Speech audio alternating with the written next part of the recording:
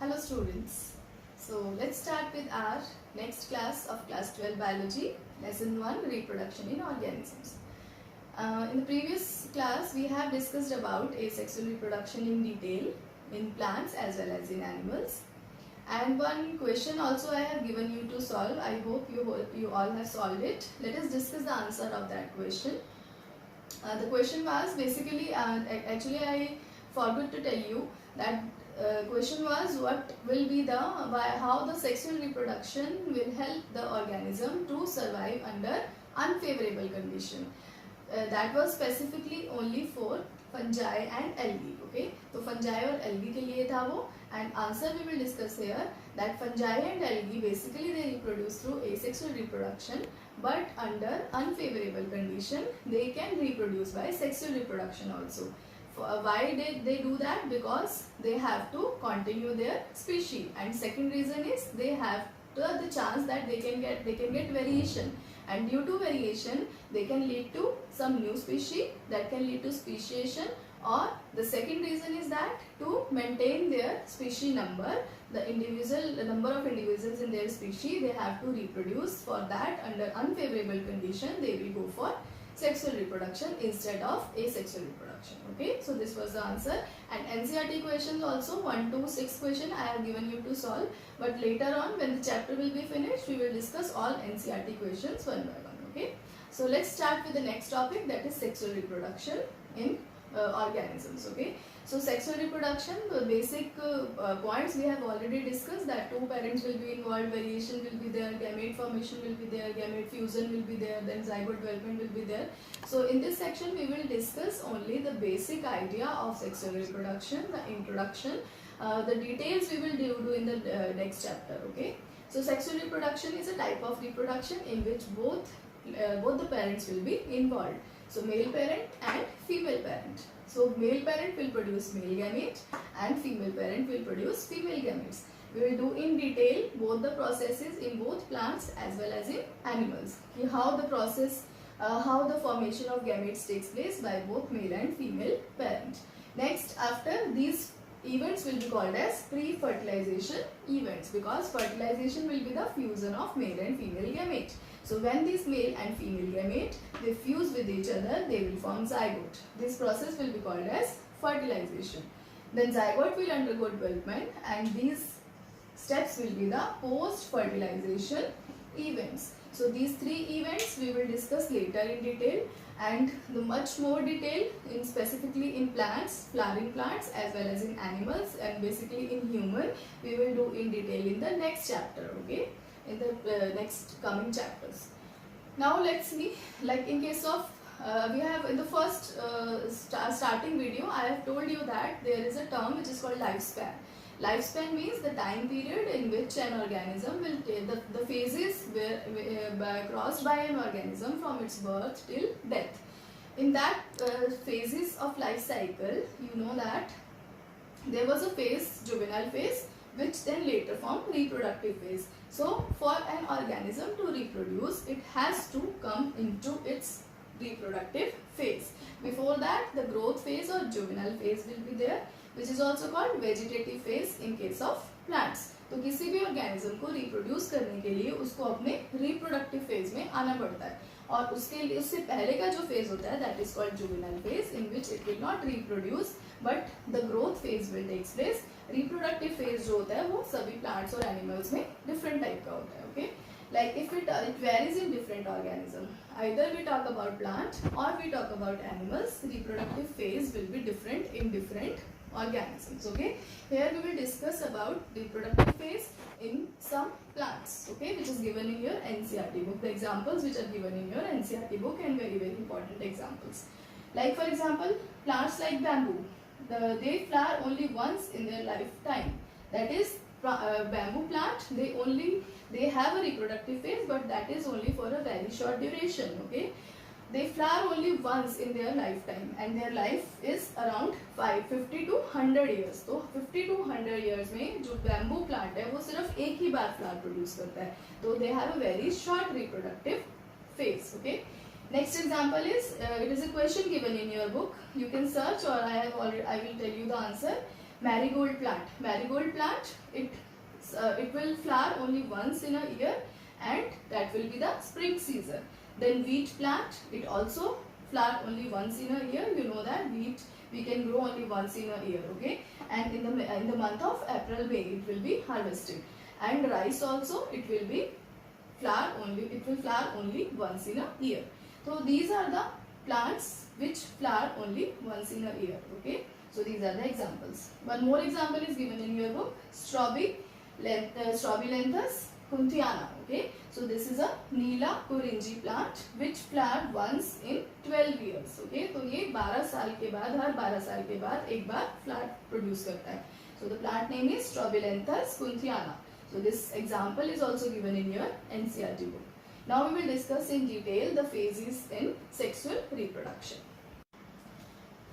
So reproductive phase in plants we have discussed, like the duration, like the flowering period is different in different plants. Now we will discuss the sexuality in organisms, like in some animals, and there are some terms related in animals as well as in plants, and there are some important terms related to that. Let us discuss these terms. First is homothallic or monoecious. So this is the bisexual condition, okay, when both the sexes are present in the same individual, that is the bisexual condition. It is also called homothallic or monoecious. Example is Scara, okay, which is an algae. Next is heterothallic or dioecious condition, when it is a unisexual condition. Don't misconfuse with these two words. Dioecious means unisexual, monoecious means bisexual, okay. So heterothallic or dioecious is the unisexual condition when the organism will have either male reproductive part or female reproductive part. That will be the, for example, Markensia. So these are the basically in case of plants and fungi. Now in animals, in plants, these are the examples of fungi. Then in plants, unisexual male flowers or staminate. When the plant is unisexual and the flower is unisexual, not the plant, sorry, the flower is unisexual and it has anthers, that is, sorry, the stamens. So the flower will be called as staminate flower.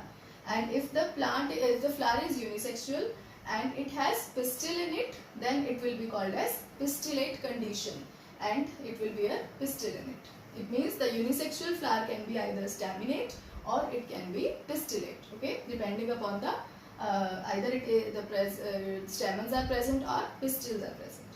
Next is unisexual animals. So unisexual animals can be which have only one reproductive organ. Either it is a male or it is a female reproductive part. So for example, in case of cockroach, frog, human, the male and female organisms are different. Next is bisexual animal. It is also called hermaphrodite, okay. It has both male and female reproductive parts. For example, earthworm and leech. Some other examples are there, earthworm and leech. So these organisms, they have both male and female reproductive part within the same organism. That is why they are called bisexual or hermaphrodites. Next is the reproductive cycles. Like in case of complex organisms, in case of mammals basically, so there are some organisms which have a reproductive cycle which will start after puberty. When the females will attain puberty, the reproductive cycle, they will enter into the reproductive phase. Some reproductive cycle will start that can be that can occur after a fixed duration or can occur within non-breeding period. Depending upon that, there are two types of reproductive cycles: oestrus cycle and menstrual cycle. So a menstrual cycle, all of you know that in case of primate females, like in monkeys, apes, humans, they have menstrual cycle through which they can reproduce. The menstrual cycle will start after puberty and they will produce eggs during each menstrual cycle that has a fixed duration, and this duration is different in case of different animals, okay.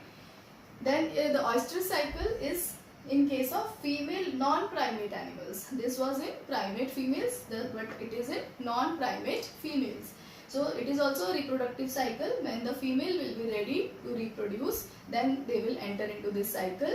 But this cycle do not continue, but it will continue until birth, not like this menstrual cycle which will take place after menopause, it will be stopped, but estrous cycle it will take place till birth. But it will be there when the breeding season will be there in these non-primate females. Examples are like cows, sheep, rats, etc. Next is the term breeders. Breeders means the organisms which have a breeding season, means they will breed in a particular time, at a particular time when they will attain maturity, when they will attain reproductive phase. So they can be either seasonal breeders or they can be a continuous breeders. Like seasonal breeders which will reproduce in a fixed season, and continuous breeders they will reproduce frequently. So these are the examples of breeders. So next we will start with events in sexual reproduction. So there are 3 events in sexual reproduction: pre-fertilization event, fertilization or syngamy, and post-fertilization events. Pre-fertilization events means, as you know, that the male and female gametes fuse with each other in sexual reproduction, but before that there will be gamete formation. So in this there will be 2 processes. Gametogenesis means the process of formation of gametes, and gamete transfer, how the gametes are being transferred from male parent to female parent. What will be the methods? General view will see, and details we will do in the coming chapters. Next is the fertilization or syngamy, that is when the gametes from male parent will reach to the female gamete, then the fertilization process will take place, which is also called as syngamy. It is by the fusion of male gamete and the female gamete. Next is post-fertilization event, which takes place after fertilization. In this we will study the zygote, means the zygote has been formed, and now what will be the changes that will take place in the zygote to form embryo, which we will study in embryogenesis, means how the embryo will undergo changes to develop into a new organism, and how the birth of the organism will take place. We will discuss in detail in this process, in this part. So one by one we will take up these processes. Let's start with gametogenesis. So let's start with the first event in sexual reproduction, that is pre-fertilization events, and first step of pre-fertilization event is gametogenesis. So gametogenesis is the process of formation of both the gametes. As you know, in sexual reproduction both male and female gametes are required for fusion. So the process of formation of both male and female gamete is called gametogenesis. It can be the gametogenesis can be different in different kind of organisms. Like in animals, the male gamete formation is called spermatogenesis, because the male gametes are called sperms. That is why this process is also called spermatogenesis. And the process of formation of female gamete is called oogenesis. Okay. So in animals, the process of formation of male gamete is called spermatogenesis, and in the process of formation of female gametes is called oogenesis. That we will discuss in detail later. In plants, as you know, the male gametes are formed inside the pollen grains. So the process of formation of male gametes inside the pollen grains is called microsporogenesis. Generally micro term is used for male gametes and macro term is used for female gametes, because generally female gamete is larger in size as compared to male gamete. So in plants, inside the pollens, the male gametes will be formed. The process is called microsporogenesis, and in ovule the female gametes will be formed. The process will be called as megasporogenesis, that we will do in detail in next chapter. Now depending upon the similarity between male and female gamete, there can be either isogametes or anisogametes. Isogamete is the condition when both male and female gametes are exactly similar morphologically. When they both are similar, then the condition is called isogamete condition. And anisogamete is a condition when both male and female gametes are not morphologically similar, they are different from each other. So male gametes will be called as antherozoids, and generally anisogamete condition, in anisogamete condition male gametes are smaller in size as compared to female gametes. So male gametes are called antherozoids or sperms, and female gametes are called egg or ovum. Okay. Next, depending upon that, the main plant body of an organism is either haploid or diploid.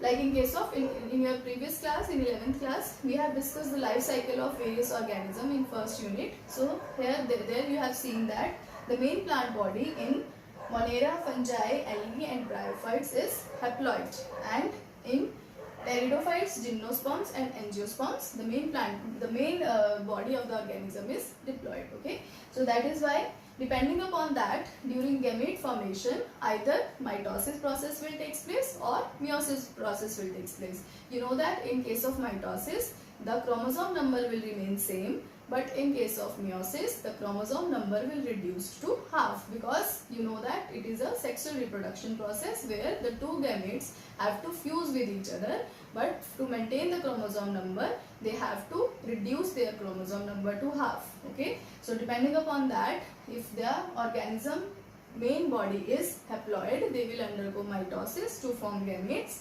If the organism's main body is diploid, then they will undergo meiosis to form gametes, so that the chromosome number can be maintained. Okay, that will be completely depending upon the main plant body. Okay, they have to show either mitosis or meiosis. So based on that, there is a table given in your NCERT book on page number 13. This is a table given, and here they have shown many organisms, examples of organisms, and the chromosome number in their myocytes. There is a term myocytes. Okay, so myocytes is actually the cell which will form gamete. Okay, this is called myocyte. Myocyte can be either diploid or it can be haploid. If it is diploid, it will undergo meiosis. If it is haploid, it will undergo mitosis. Not mitosis, you can say directly it will form gamete and without any reduction in the chromosome number. Okay, so there are so many examples given which is of diploid organisms with their chromosome number in the myocyte. Myocyte means the organism, the cell which will form the gamete, and the chromosome number in the gamete will be automatically half. So some examples are given, like I'll tell you. Human beings have 46 chromosome in myocytes, and the chromosome number in the gamete will be reduced to half, that is 23. Housefly has 12, the chromosome number will be reduced to 6 in gametes. Rat you have to find, because you can see from here, you can double it and you can get the number of chromosome in the myocytes. So your homework will be, you have to solve this table, means how many number of chromosome are there in the myocyte and how many are there in the gamete. This will be your homework, and so this is all about today, and then in the next video we will start with the next step of pre-fertilization event, that is gamete transfer.